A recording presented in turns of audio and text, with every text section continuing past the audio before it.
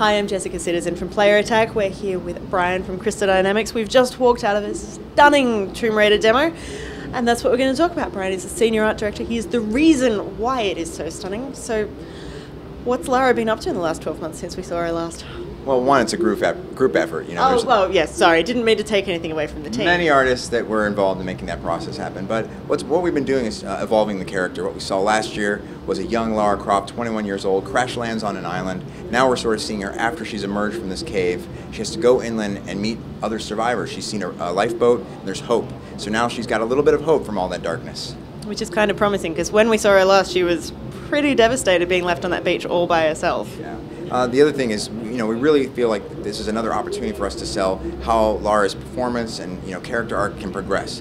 You know, she's got to learn to survive. Now she's on this island, she's trying to find survivors. She finds her signature new weapon, which is the bow. And I think that's the real big news for us, is we're really showcasing how the bow works, how she can use it to hunt. She can use she can hunt for animals. Those skills give her ability to upgrade her character. So we showed a lot of systems today, and we also showed a lot of exploration. She was pretty resourceful in how exactly she found this bow in the first place. It's not exactly the sort of thing you find just lying around tucked under a rock somewhere. It's never easy being a Tomb Raider. No. So this is all very cool. It's all very exciting. What is the newest thing, other than the bow, which is brilliant? What's the newest thing that you're most excited about for Tomb Raider? We're very excited because we're, in order to really push her character to the next level, this is a turning point in her character. She's going from sort of reaction to action. She's been captured by these mysterious people called the Scavengers. They're also shipwreck survivors. They sort of banded together and they have malintent. And when they capture Lara, there's one that takes particular interest in her, and he is not a nice guy. And Lara is pushed to the edge, and she commits her first human kill.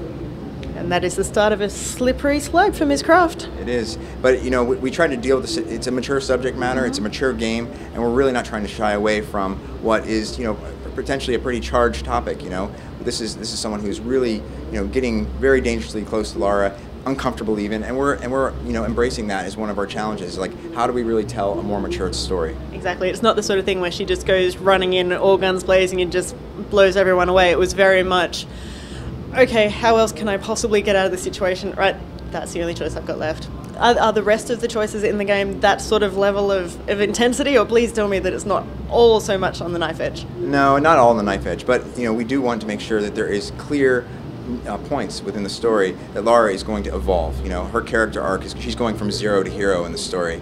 So, you know, we need to make sure there were junction points or areas of intense trauma for Lara that she has to overcome and survive. It's really interesting this year. There have been a lot of games that have come out where the choices aren't necessarily between good or bad. They're between bad and worse. It's kind of refreshing to have someone who is still, you know, ostensibly a good person, and she's trying to do good things, even though sometimes it might involve things that aren't the nicest decisions to have to make. Yeah, even her first deer that she kills, she feels bad about killing her first deer. I mean, this is the first life she's taken, but she had to do it in order to survive. So these are the themes that we're trying to play with, and she will turn. I mean, this is going to be a story with a serious amount of darkness to it, and we embrace it. You know, we feel like this is a good place to go, getting that survival flavor with an action adventure. We've got the survival action formula going, and we feel pretty good about it. Even though, effectively, as a prequel, we know where Lara is going to end up. She's possibly going to take a few branching paths along the way. Is there much variation between gameplay styles? Can you, if you choose to play Lara as more of a badass and just running through and killing things, is there any sort of variation in that? There is player choice in how we solve problems. Sometimes you're going to have to confront an enemy, but how you confront that enemy, whether it's front on or in other means, these are the choices the player will get to make. We also, through our base camp system, which is another thing that we showed today, is you can invest in materials or into skill points that can upgrade your character's abilities. So depending on what kind of player you are, you can customize Lara to suit your needs. So it almost introduces some sort of RPG elements with her sitting around the campfire and deciding that I have these skill points, I'll invest them into being able to recover arrows from animals that I've shot. How much else can she do while she's in that sort of situation? She can also upgrade her gear. So it's a gear-gated game. It's a place where you're gonna find equipment. That equipment will allow you access to new areas. Once you get that equipment, you're gonna need to upgrade it. That upgrade tree is a big part of our salvage system, which also feeds into exploration. As senior art director, obviously, working with the team, of course, you would have had a fairly decent say in how Lara looks, which was a big controversial topic when it was first revealed. What sort of guidance and how did you decide this is how she was going to look when she was 21?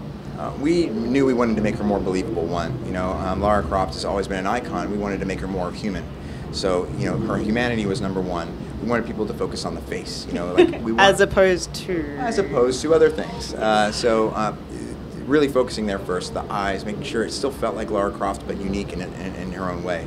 Clothes more humble, everything about her is just a lot more understated, and we feel like that was the right move. So far, our reaction's been very positive. She's actually wearing pants this time, which is much more practical. It is more practical.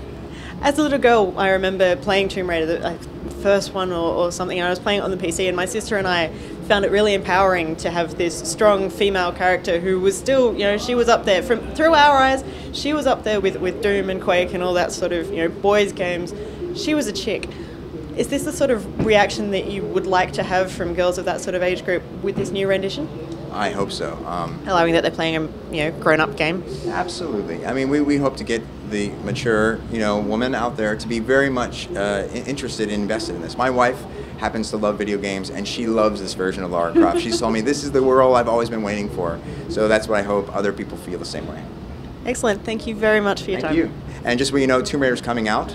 Of course. March 5th, 2013 on Xbox 360, PlayStation 3, and PC. Thank you very much. Thank you.